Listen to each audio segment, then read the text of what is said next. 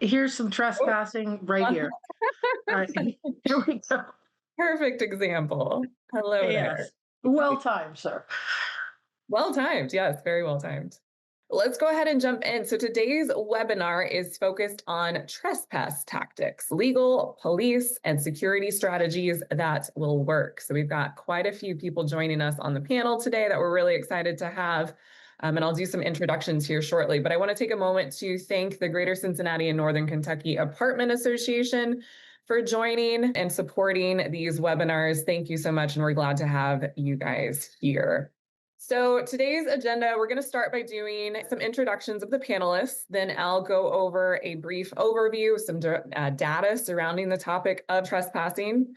We'll have some of our panelists talk about specific legal strategies and police strategies and security strategies that can really help you protect yourself and make your job a little bit easier surrounding this hindrance of trespassing. So let's go ahead and get started. My name is Jen Free. I have been with Cloudastructure for the past few years, but prior to that, I worked on the operations side as a property manager in the multifamily realm. So I am very familiar with what you guys deal with on a day in, day out basis in terms of having those unwanted visitors at your property, breaking in, utilizing your amenities, making your residents feel unsafe. And so I am very passionate about what I do now in terms of selling the security side, but more of the proactive approach to security.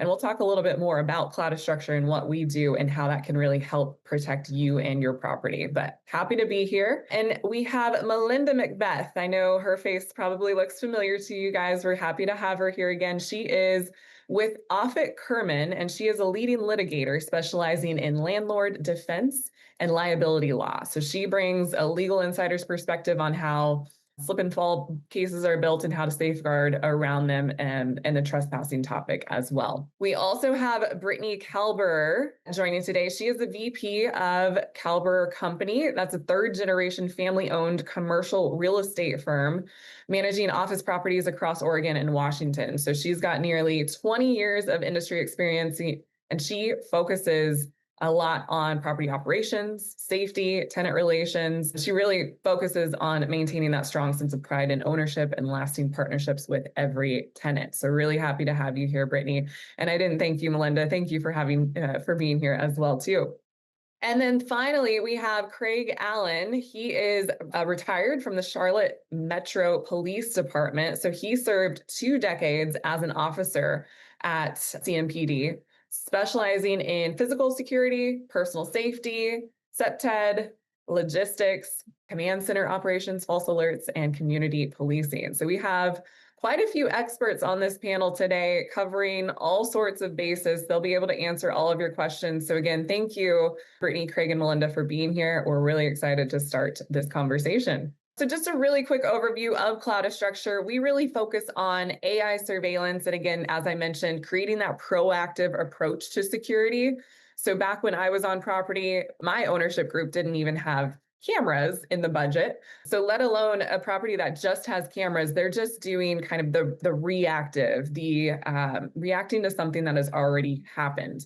So with Cloudastructure, we add that speaker, we have that real-time deterrence of a remote guard assessing the situation in real time. And so that's where we have a 98% deterrence rate, deterring unwanted activity from progressing. So when someone is seen as loitering around the property or trespassing into the property, trying to break in, we can step in right then and there and deter them to go on their merry way. We have a really strong 100% customer satisfaction rate, which just speaks to the volume of how effective and efficient our solution is. So any of you that would like to learn a little bit more about Cloudastructure, let me know. But let's go ahead and hear a little bit more about Melinda's group here, Offit Kerman.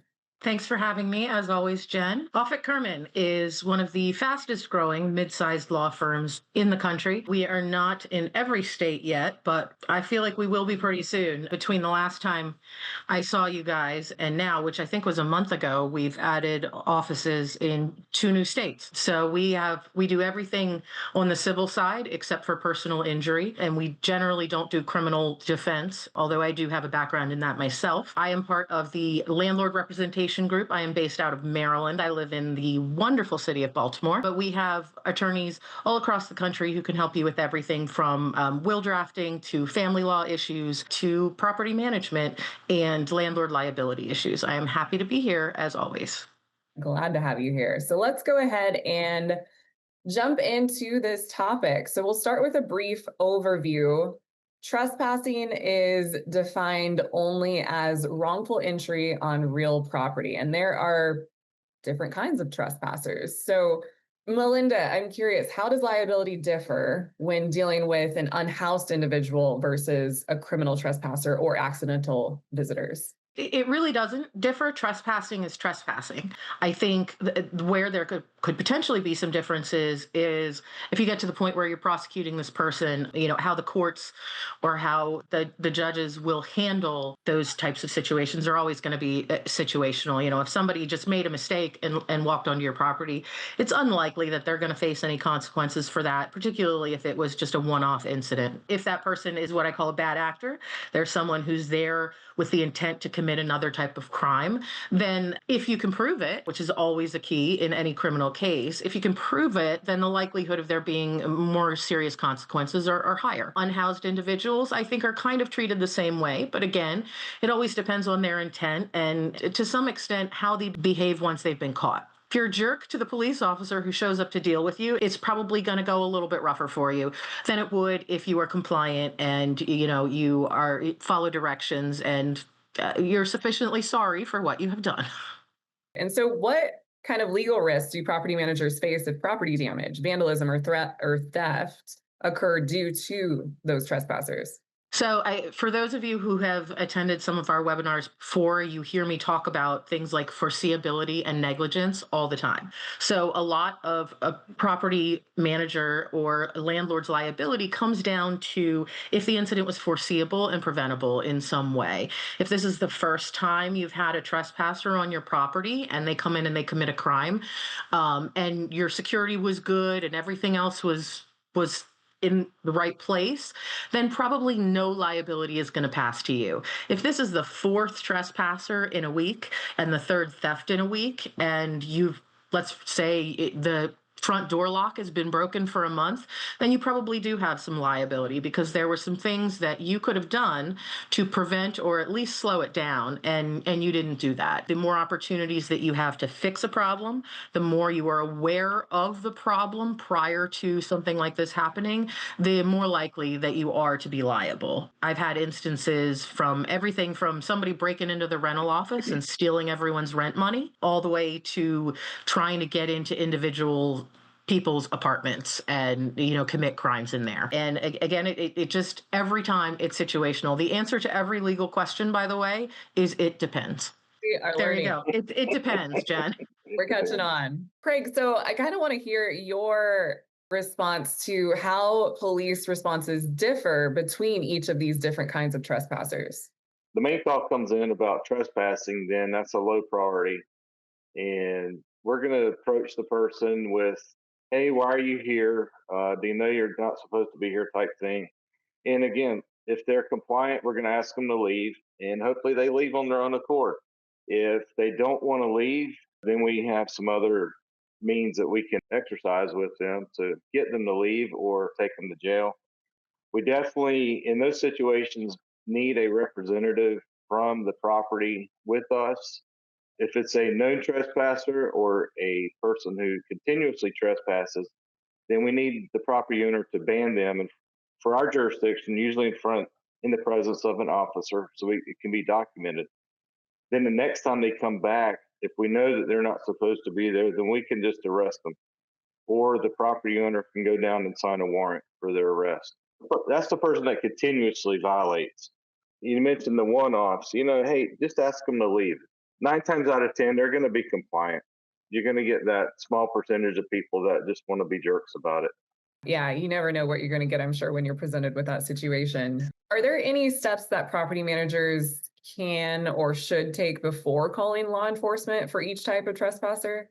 If it's the one-offs, yeah, you just approach them and say, hey, introduce yourself and say, I'm with the property and this is a no trespassing area and I'd like you to leave. common sense, common courtesy at that point. If it escalates, then obviously a call to 911 would be appropriate. But typically, most people will comply once, especially if they're not quite sure where they're supposed to be. And that goes into a lot of the prevention stuff that I used to teach with signage, telling people where they should and shouldn't be, having things in place, physical barriers in place, so the locks, the doors, that type thing. And most people comply. Yeah, okay, that's helpful. Melinda, I think this might be a question for you, but in the chat, Paul asks, does it help legally to post a no trespassing sign? I think it does. Trespassing laws are by state. So obviously things vary from state to state. Here in my state of Maryland, generally there's no criminal liability there if the person hasn't been previously warned, right? If they're just walking, so it could be that they're lost. My mother one time drove onto the National Security Agency property by accident because she took a wrong turn in her car. And so she was technically trespassing in some place you definitely don't want to be, but they didn't arrest her on the spot. They searched her car to make sure she wasn't there with any nefarious plans, but then they turned her around and they sent her on her way. So I think if you have no trespassing or do not enter signs, that's helpful because it's part of putting those people on notice. What really is kind of the linchpin in these types of cases for us here in Maryland is the banning notice. If you don't ban them, the law enforcement is not going to do anything. I mean, they may come out and tell them, hey, you can't be here, you got to leave, but they're not going to get arrested the first time it happens. If they've been previously banned and law enforcement is aware of it, some of our counties require you to go through, they have a formal banning process where they have their own forms and you got to submit the request to the local police department. They keep it on file. And I think that's ultimately helpful for you because if they respond to a break-in call at your property in the middle of the night, they can look and say, oh, we know this guy, he's been here before. Then the way that law enforcement reacts is going to change based on what they already know about this person or your circumstance. So I think trespassing signs, always helpful. You got to warn people, but the banning notice, that's where it's at. Yep, that makes sense. And Keith made a good point in the comments in the chat over here, having knowledge of your property, knowing where your property lines are and being able to share that with the police officers. Is that helpful, Craig? Oh, absolutely. Knowing where people should and shouldn't be. And I mean, legally, if you don't know your property lines, you may be banning them from a property that you don't control.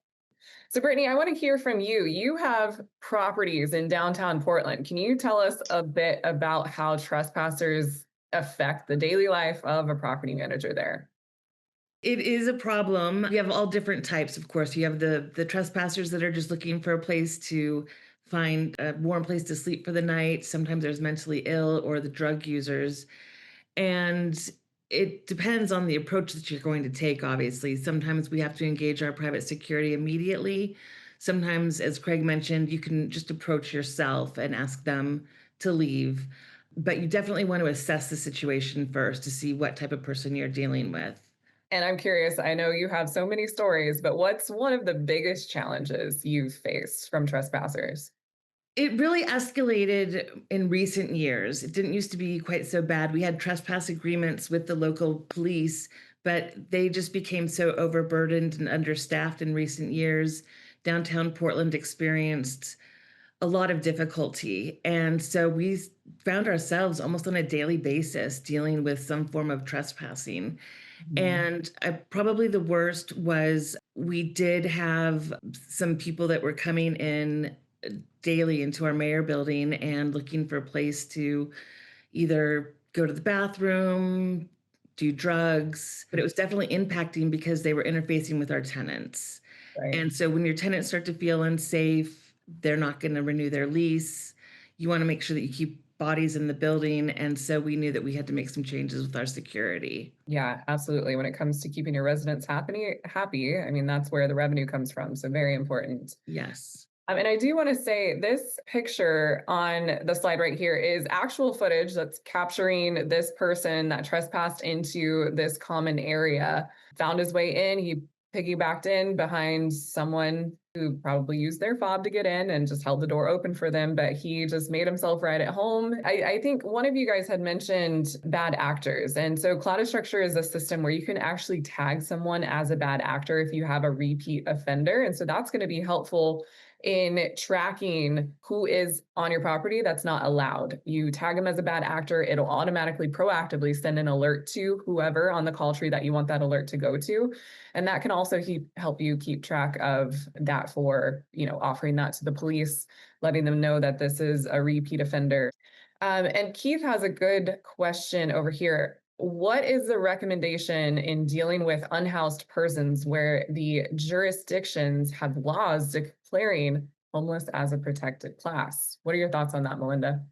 All right, Keith, are you talking about for fair housing purposes, protected class? I assume you are. There is a fair housing just means that you have to treat people equally and that you can't have any policy that is either discriminatory on its face or has discriminatory impact. Like even if you don't intend for that to have impact on one specific group of people over another, if that's the end result, then it's discrimination and it's a violation of fair housing. So you have to treat those people the same. And maybe you have to alter your processes a little bit so that they have the same enjoyment of their home as everyone else does. But that just means you can't automatically deny a rental application because that person is previously unhoused. You can't refuse to rent to people who have ever experienced homelessness. But if they are trespassing in your property to commit a crime, there is no you're not committing any discrimination by asking them to leave. That is not a fair housing violation to protect your property and to ask for people who are committing criminal acts to leave your property or to enforce your rules and regulations of the building and your state and local laws. So I understand that you probably have to be careful with how you treat unhoused people, particularly if they're not necessarily there with any nefarious intentions. They're just trying to get warm, charge their phone, whatever it is. I think that's just more in the way that you handle the situation itself. You don't need to escalate it all the way up to a 15 unless they tell you to. And Craig mentioned, the first thing that a lot of times law enforcement will do when they respond to a trespassing call is talk to the person. I think when you talk to them, that initial communication is going to tell you a lot about the way it's going to go, right? That person's initial reaction to you asking them to leave, either they're going to comply and be apologetic, or they're going to escalate their behavior. And when they do that, okay, we got a problem here, or everything's going to be fine. And I am a big proponent of calling in law enforcement sooner rather than later before it escalates. But definitely with that initial communication, and you can convey that too. If you're calling 911, you can say, hey, this person they're acting aggressively or whatever it is. And then that will let law enforcement know what they are walking into and what the best approach for them is going to be, in my opinion. Craig can correct me if I am wrong because I have never won the badge. So no, you're absolutely correct. So I'll call that under common sense. You approach them and ask them, talk to them, and you are going to get a reading on what their demeanor is or is going to be within a matter of seconds with that initial interaction. I know every jurisdiction is different, but one thing I would like to say is within your jurisdiction, get to know your local police. One thing that we did when I was in patrol way back in the 90s is we would have monthly property manager meetings within my patrol area or designated area. And it was a neighborhood. It had about 2,000 homes, 15 apartment complexes just around that area. But we would have monthly property manager meetings. One, so you can communicate and know who's like you, similar jobs within that same area because you're facing the same situations, dealing with the same people. But that way, you're also developing that relationship with your local police officers that are going to be responding to those calls. If they know you and you know them, they're going to respond a little bit differently than just another officer from across the city, to be quite honest about that. So that's a suggestion I would make being property managers. Make sure you know your other property managers within your area. Yeah, and here in Baltimore, at probably a lot of places, we have community liaisons who are officers with the BCPD, and so usually those people are pretty responsive. If you get to know your area liaison officer, that can help a lot. That goes a long way if they know who you are and you know who they are. Yeah, you guys both make really good points. So Melinda, being familiar with your local laws that vary from state and city ordinances, And then also building that relationship with your local law enforcement, that can go a long way. So for sake of time, we're going to keep moving on. The next slide is going to touch on some data surrounding the difficulties with trespassing. So the security challenges, they're very real. Property damage, vandalism, the list can go on and on with what occurs when someone is trespassing on your property. But the total estimated losses in 2023 was over $280 billion. Package theft, auto break-ins, they increase by 25 to 50% in areas with high trespassing rates. And that's just going to lead to unhappy residents. Brittany touched on that earlier as a landlord in downtown Portland, how important it is to keep your residents happy. If they don't feel safe and they have the perception that they're not safe where they live or where they work, they'll find another place. And 60% of residents report feeling unsafe around trespassers because you don't know. There's such an unknown with what their motive is. And so when it comes to that kind of stuff, Brittany, I'm curious if you have anything to elaborate on being a landlord, on how it's really affected you in some of these aspects. First of all, Craig's absolutely right. I mean, you definitely want to assess the situation, but if your tenants don't feel like you are addressing it and taking it seriously, then they will leave. And especially in downtown Portland, we did see tenants leave just because of the general area. It was nothing that we could do.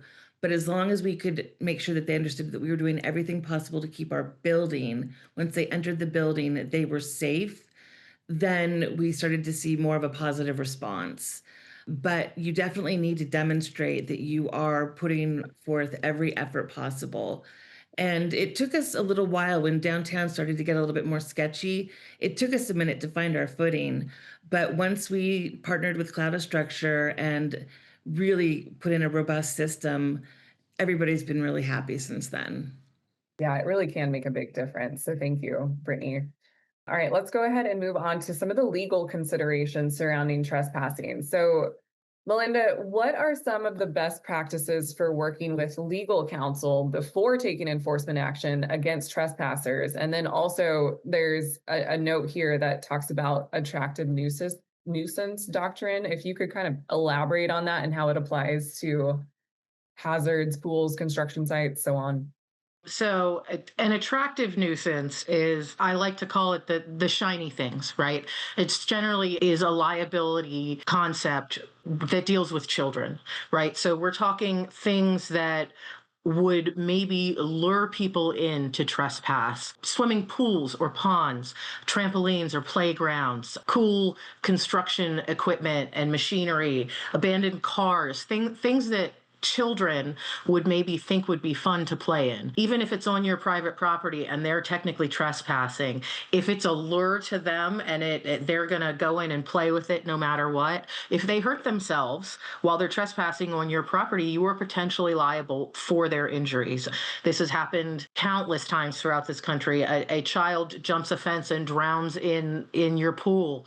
You could be liable for their death because you have to take steps to make that attractive nuisance less attractive or more secure, prevent people from being able to get in there. I mean, I think when we were doing the planning conversation for this, Brittany and I were talking about people who have broken into stores, gotten stuck in the store, and then turned around and sued the store owner over the fact that they were stuck in there while they were trying to commit a crime. I mean, and they can win. They can potentially win. So you have to be careful to keep your property secure and prevent as much of this as you possibly can. I understand that there's never going to be 100% success rate in preventing things like this because people and situations are unpredictable. But you have to take all of the steps that you can to prevent the foreseeable actions.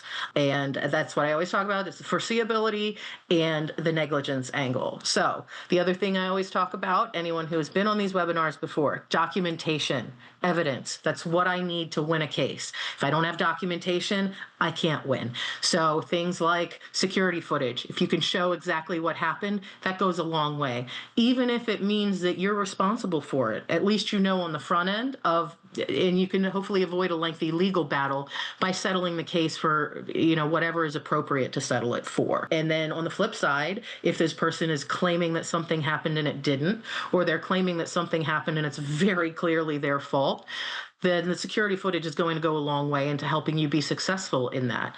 But I want incident reports. I want notes to files. If you've got a concierge and I want them to write down, keep a log every time somebody is trying to break in the building or somebody is meandering around the lobby who shouldn't be there. I want to know all of that because your residents and your tenants probably know. They sometimes will know more than the property manager does. I'll get letters, we're breaking our lease because this place is not safe. And I'll tell the property manager, well, how many times has this happened before? If they say none, I'll punch back with a letter saying, we're not responsible. You're stuck in your lease. Good luck. And then half the time I get a response to that saying, well, here's the list of every time in the last year that this has happened. And it'll be 25 times. And I'm shocked. And then I have to turn and give my client some bad news, right? So I want to see the whole picture. I want you to keep thorough documentation of every incident that you have. That way you can analyze when something comes up. How bad is it? How do we react to this? What is our next move? Do we settle this lawsuit? Do we go forward with it? All of those kinds of things. If you don't write it down, we can't prove it later. So, Craig, how do local ordinances impact your ability to remove trespassers, particularly in areas with encampments? Let me add to what Melinda was saying too. Don't worry about calling the police and thinking that you're bothering or burdening the police department. Not because we want you to call for that purpose is documentation. Get a report. Even if nothing happens, at least it's documented. You have a record of that incident, whatever happened, for those purposes, because it's called premise liability. And you have to do all you can do to protect yourself and your property from those frivolous lawsuits. But local ordinances do vary and they do shape how trespass is handled.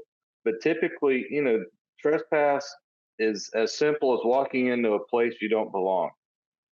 Now, what is the intent of the person? Are they doing that to further a crime, to commit a felony, to break into a car, which is a felony? But most people are, or most criminals are opportunistic. They're looking for the easy target.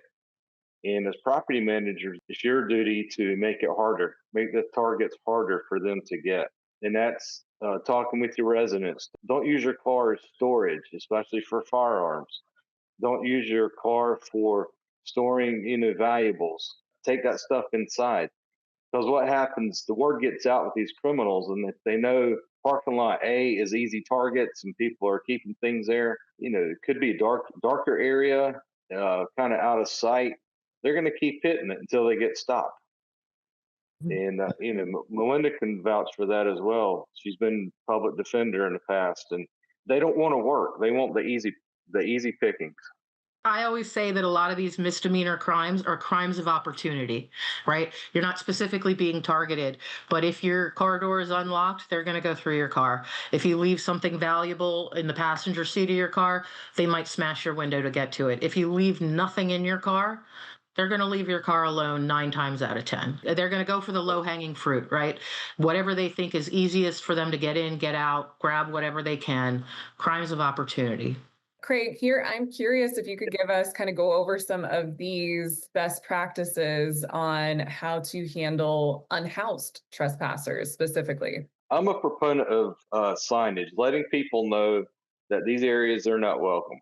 That's easy to prove in court. You take pictures. I have these signs posted, no trespassing, and it was clearly visible that they shouldn't be there. And it's helpful when the officers approach that we see the signs. We know it's like, hello, that's a no-brainer. Depending on your circumstance, it's better to take 2 people to approach somebody because you have a witness in case something happens. And you got a witness to say, no, this is not what was said, but something else was said instead. And then just treat people with respect and dignity. Just because they're unhoused doesn't mean they're not a person. It doesn't mean that they don't need to be respected in that moment. So you go in there, and I always use the term kill them with kindness. You start there, and then you can escalate if you need to. But if you already come in at a level 10 where you have nowhere else to go, it's going to go bad. And the ban of the individual, that's huge, because otherwise we're going to keep coming back, and we're not going to have any legal standing to do anything. So ban people, keep a documentation, having the AI aspect of your product is huge, because now you do have documentation that they've been there in the past, and you can probably pull it up as to how many times they've been there. And when you do call the police with the problem, give a complete description of the person as possible. And remember, they do change clothes, so I always tell people, get a shoe description if you can, especially if the shoes stand out, because they can wear different layers of shirts and pants, but they can only wear one pair of shoes. So That is great. just little things like that. And then last but not least, document the incident. Even if you don't think it's important, get it documented for later. If the person has been there 15 times and you only have and you have no documentation, then it's the first time that interaction. It becomes the first time. Don't worry about bothering the police. You're not a bother. That's what we're there for. So use the 911 system to get us there, and let us help you handle your problems. You can always call. You can always call back and say, "Well, they're gone," but Right. you still need, at least you have a recorded phone call of that you did call the police that day. So, Brittany, being a landlord in downtown Portland, how do you specifically coordinate with the local law authorities to handle trespassing incidents while protecting your staff, your tenants, and your property? Back in the day, we used to have trespass agreements directly with the Portland police. Unfortunately, though, they've become understaffed and overworked. And so while we do always call the non-emergency number when necessary, we've also partnered with private security. So in conjunction with private security and the local police, we have a pretty good streamlined approach of dealing with incidents. If they ever escalate to the point of needing to call 911, of course we do. But we do take sort of the respectable approach that Craig was talking about. Kill them with kindness, do what you can on a really low level. Usually things will get resolved. But if not, then we, escalate up to the private security, try to handle it that way before we have to actually engage with the police. But if necessary, we do. Yeah, and this picture on this slide is actually your property. Tell us that story. So this is one of our lobbies in downtown on 4th Avenue. And we did have more of a dramatic incident at this particular building right after we had contracted with Cloudastructure, but we had not yet engaged with the remote guarding feature, which we now have. And we had a very laser focused individual who had a creative attempt, or creative, actual successful attempt to break into our building after hours. And he did walk away with some valuables, broke into our tenant suites. And of course, we did engage with the police at that time and filed a report, and we had it documented. But we had now this great security system. And so we were able to create a playlist of exactly what he did, how he got into the building, and watching him walk out with these valuables. It was all on camera.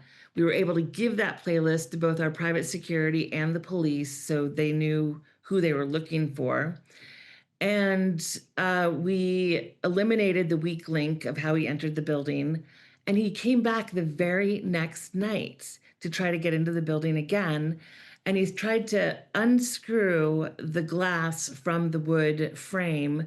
And he took his time. I mean, he wasn't in any hurry.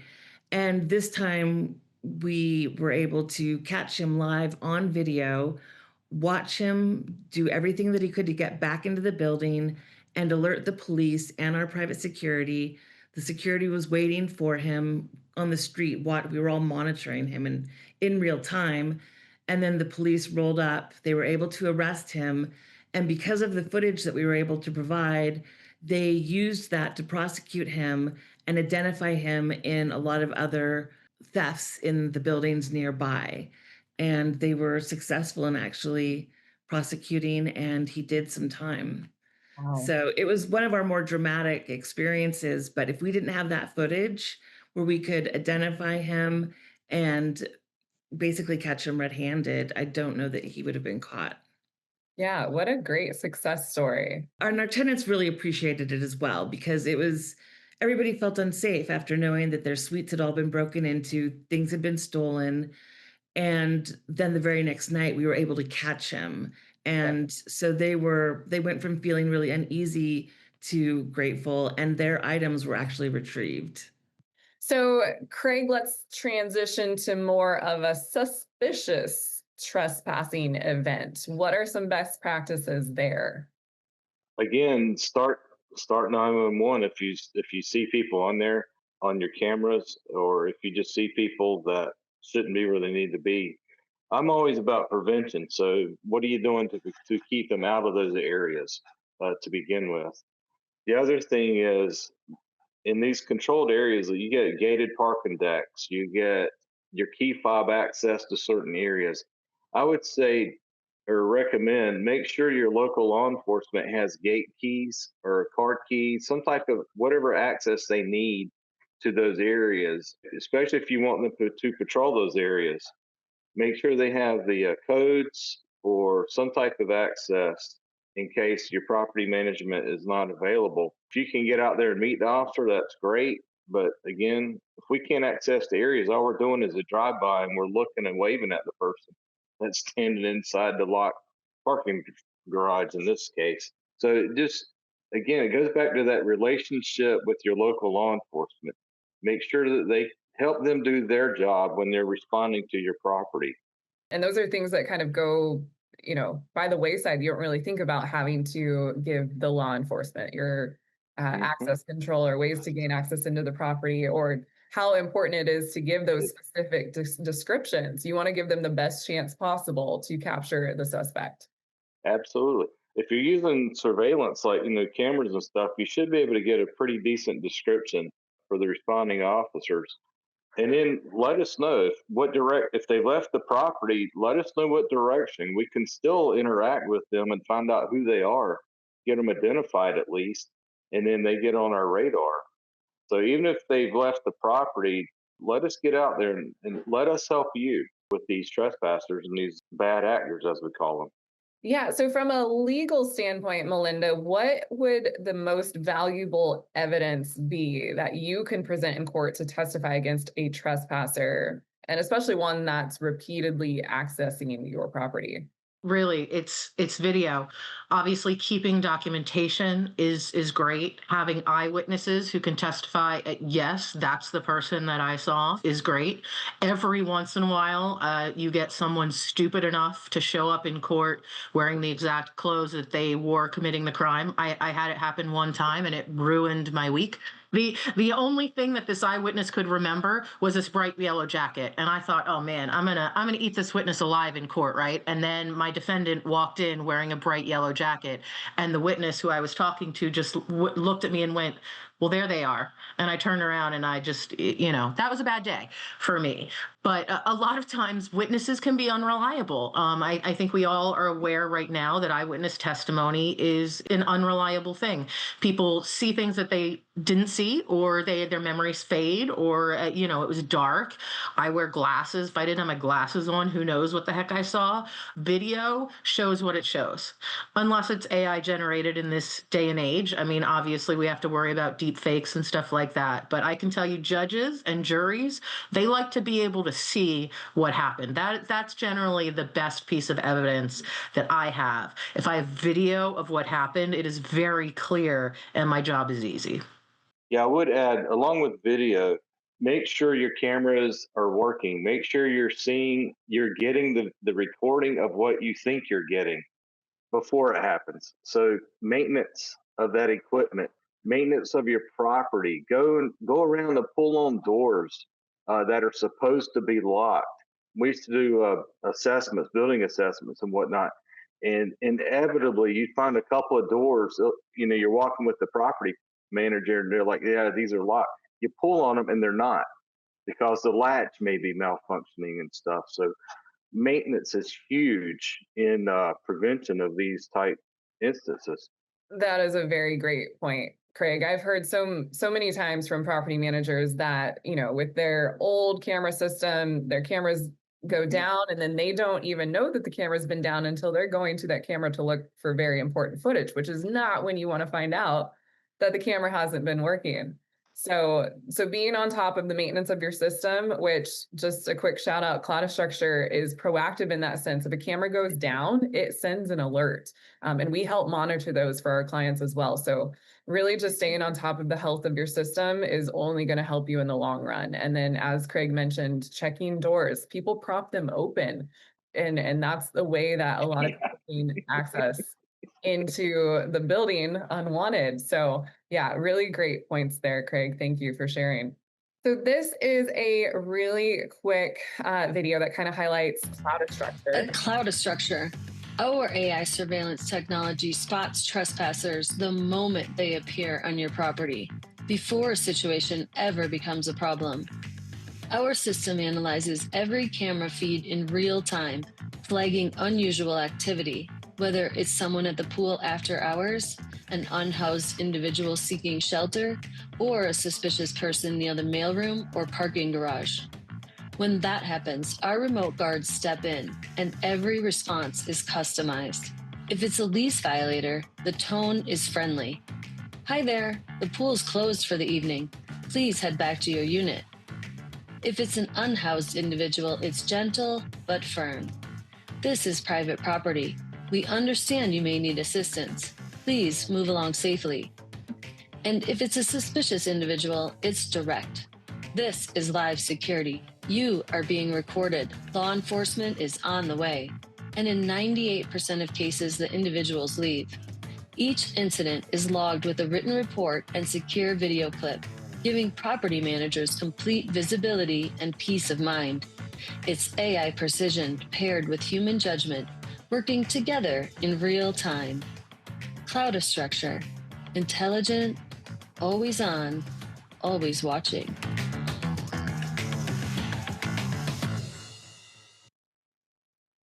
So that is a really great highlight of how Cloudastructure can create that proactive attempt to security instead of just reacting to something that has already happened. And so adding those security cameras, you've heard them talk about how important it is to have that footage, that video recording, to be able to share it in court and protect yourself. So utilizing Cloudastructure's AI, those analytics like line crossing alerts, motion detection alerts, facial recognition allows you to tag someone as a bad actor. So you're really able to keep track of those repeat offenders. And then implementing that remote guarding feature that Brittany spoke about, that speaker in place, where a live guard is able to do that live talk down to deter that unwanted activity from progressing. And if it gets to the point of that talk down happening, or we initiate the call tree, you get an incident report automatically within 24 hours of the incident happening, which kind of takes a little bit of work off your plate. You have that documentation that everyone's talked about, how important it is. You have that incident report that you can share with the authorities to really help yourself and help them prosecute the suspect. Brittany, I know you've talked a little bit about some of the differences between when you didn't have Cloudastructure versus now. So I'm curious if you can kind of describe the scale of trespassing challenges that you faced on your property before you had Cloudastructure and how it's changed since you've implemented it, how you manage those situations. Well, we had definitely an outdated system. We didn't even realize how outdated it was before we moved to Cloudastructure. We had some cameras, a little grainy footage, but trying to go back and look at recordings was a bit painful. The software was old. So it was a little harder to be able to identify the trespassers, basically, was the biggest problem. We would find out about incidences more after the fact, which, I mean, can still happen, but we weren't able to put together any clues or figure out how they entered the property, what time exactly they entered the property, what their activity was when they got onto the property. So those were frustrations. Definitely then, as we started to experience an uptick in downtown Portland with trespassing activity, and it became apparent that if we wanted to retain tenants, we were going to have to do something. And so that's when we partnered with you guys And it was pretty much just in time, I have to say. And it was, and I'll also say that because our office is also located in one of our downtown buildings, my coworker and I often put ourselves in situations that we probably shouldn't, but we're usually the first ones to arrive and try to deal with the situation before we bring in our private security or anybody else.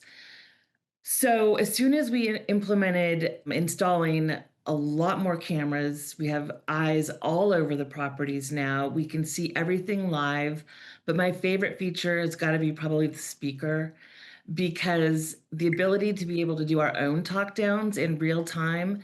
If we see anybody on our surface parking lot kind of scoping out the cars, I mean, we'll get on there and we'll do our own talk down. And it works. I mean, once they know that there's somebody watching them from some place, they leave. And then after hours, once we got the remote guarding implemented as well, we know that we truly are off for the evening and they're taking over and they're now monitoring the properties for us. And I have to say, it has been every tenant, I mean, because they saw us doing the installations. When they come into our offices, they can see the monitor with all of the angles. When I've put together playlists for them, when there has been an incident, they're amazed at how we can follow this person all around the property. And they have definitely said that they really appreciate all of the efforts. So we really don't experience a lot of problems now, because I think Craig mentioned, once the people know, once the opportunists know that your property is a weak link, they do return and word gets out. But once they know now that your property is more annoying because there's always somebody talking down to them through a speaker, or they can't access the property anymore, they move along and look for another weak link somewhere else. And it's definitely noticeable. That is so true. And you kind of just mentioned the point that it can be a value add for you. Yes, it does cost, but it is a value add for your residents. Just hearing how happy they are and how safe they feel, they're going to stick around for much longer than if they didn't feel safe. So it's true. I mean, as I said, people were leaving the downtown area, but we had some tenants that chose to stay with us, even though they thought they were going to leave downtown. But once we implemented all these procedures, they loved the building. They didn't really want to leave, and now they felt safe. So they stayed. So I'm going to go ahead and hand it over for some Q&A. I know you guys have thrown some questions that we have already addressed in the chat. If there's any lingering questions, go ahead and throw them in there and we can address them as they pop up. But that being said, Melinda, Craig, was there anything else that you kind of wanted to add to that last, talking about technology? And I'll add something too from a police perspective. When we do respond and video is available, it's not always easily transferred to the police. So make sure if you're using video, someone is available to get that recording to the police as quickly as possible. I know as technology changes, it's becoming easier, but back in the day with the DVRs and all this, it was very difficult. And then again, it goes back to maintenance. Make sure your equipment's maintained, that we're not seeing ghosts on the video from days past. We've all seen it. You know, you've seen this person and it's all those squiggly lines. And then the last thing is just remember that security and safety is a layered approach. There's no one magic pill for it. It's layers and layers and layers. I think the only thing I would add is kind of going off of what Craig just said. This is a collaborative effort to keep your property safe. And I think another key component is cooperation of your tenants and your residents. Encourage them to be vigilant. Encourage them to not prop doors open and to make sure that the doors lock behind them when they're going in and out. Encourage them to report when they notice a suspicious person in the building or outside of the, see something, say something type thing, because you guys cannot always be on the building be in the building 24/7, even though if you have 24/7 security, that will help solve that too. But your tenants and your residents letting you know what they are seeing can be very, very helpful as well, because they see things that you guys don't. And back to Craig's point about sharing footage with law enforcement. Technology really has gotten better and made it easier. You don't have to be tech Yes. savvy. With Cloudastructure, you literally, it's the click of a button, type in an email, and it automatically sends a safe and secure link to that clip. So it takes all that work out of it in regards to you don't have to download it to your hard drive or import it or export it or all those fancy things. It's pretty easy, specifically with Cloudastructure. So we do have a question from the Q&A. I have a resident whose son likes to bring his friends over, scale the fence, and use the pool at night. Multiple residents complain, and I'm usually the one who has to get them all out of there because I live on property. Since management doesn't like imposing a lease violation fine, what else can I do to make him stop? So, I mean, first and foremost, footage. Implementing remote guarding, we have so many clients that utilize it specifically at their pool or any after hours amenity use. When they hear that speaker and it's after hours and they hear that guard saying, the pool is closed, they're going to get out of there within 5 minutes or so. And if they don't, they can take action to contact the management. But I think that's kind of the first layer of really implementing that proactive approach to deterring that from happening. And as Craig has mentioned, and I think other people have as well, once they realize that it's a monitored area, they won't do it again. They won't bother coming back the next night to do that. They'll go to another property down the road, or they'll find some other pool to jump into, or whatever it might be. So it really does implement that proactiveness of deterring it in the long run too. And that's also a lease violation. Even if you're, in Maryland, lease violation fines are generally not a good idea, but you have to address lease violations for liability reasons, right? I've hammered that into your heads at this point. I think you can't just ignore it, because if something happens to those kids in the pool, then you could potentially be liable for it if it is a continuing thing, something that's been going on for a while. So I know a lot of landlords don't like to give notices to vacate or to tell tenants you got to get out because of what your child is doing, but that's a lease violation. And your leaseholders are responsible for the acts of their household and everyone who's on the property because of their household. So their occupants, their guests, their occupants' guests, anyone who's there because of them, they're responsible for their actions. If they keep breaking into the pool, then maybe it's time that we tell them that they have to move on and find someplace else to do this. I understand it may be a last resort for some people, but you can't let it go unaddressed. Those are really good points, Melinda. Yeah, a lot of people don't think about the liability that comes along with that. It's a nuisance, yes, but you are liable if something were to happen at that point in time. If you guys would like to reach out or have any other questions that you didn't get a chance to address here on this show, but I just want to take a quick moment and thank everyone for joining today. Although we do have one final question, real quick. Craig, Paul is asking, interesting on providing the local police key fob access. How many fobs would the local police department need? I would just make sure that whoever your division is, the responding area, has that access. If it's fobs, that's going to be an issue, obviously, but they could keep one in the office. That's whatever. Our department's divided into 14 divisions, and so you could at least make sure that the division that you're housed in or responding has that access. It's obviously easier if you have a code, a gate code or something, but that's just something you can work through with your local officers at that time. Great point. Great. Well, thank you all so much. Brittany, Craig, Melinda, you guys offered such great input, advice, insight today, and we are so grateful for you to be able to share that with us and our attendees of this webinar. Thank you so much.